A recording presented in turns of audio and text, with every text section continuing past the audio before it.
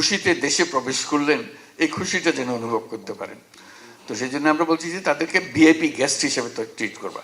শুধু ঢাকা বিমানবন্দর না, আমরা সিলেট বিমানবন্দরটাকে আরও এটাকে একেবারে ডেডিকেটেড করা হবে যে মাল পরিবহনের দায়িত্ব, বড় দায়িত্ব, তারপর প্যাসেঞ্জারের দায়িত্ব।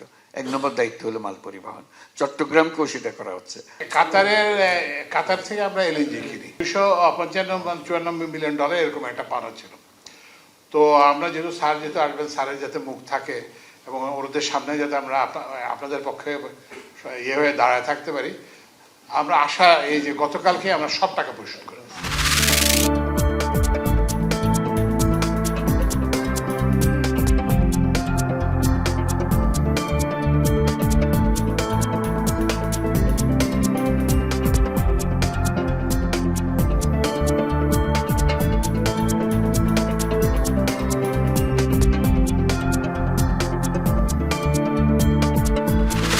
আমরা সমাজের সকল শ্রেণী পেশার মানুষের বিভিন্ন যে দাবি দাওয়া আছে সব কিছুকেই আমরা একসাথে নিয়ে সংস্কার কার্যক্রম চালাতে চাই।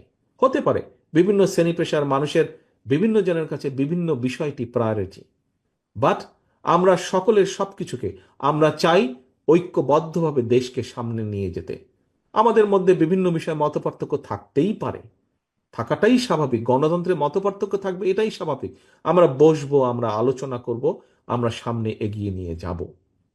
কোনোভাবেই যাতে গণতন্ত্রের উত্তরণ, মানুষের ভোটের অধিকার, রাজনৈতিক অধিকার বাধাগ্রস্ত না হয়।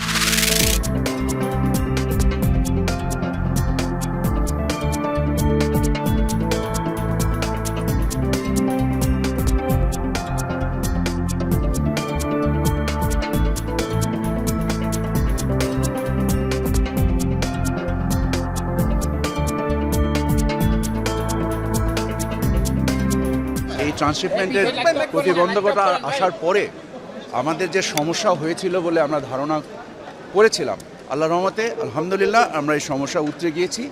এখন আমরা কস্ট কমানোর কাজ করছি এবং কস্ট কমানোর জন্য যে নিয়ামকগুলো আছে প্রত্যেকটা নিয়ামক আমরা চিহ্নিত করেছি এবং একটা একটা করে সপ্তাহ দুয়েকের মধ্যে আমরা পূর্বের যে খরচ ছিল ইনশাল্লাহ সেই খরচ বা তার থেকে কমে আমরা এই কাজটা করতে হবে। তো আমাদের এক্সপোর্টের প্রতিযোগিতার সক্ষমতা আরও বাড়বে।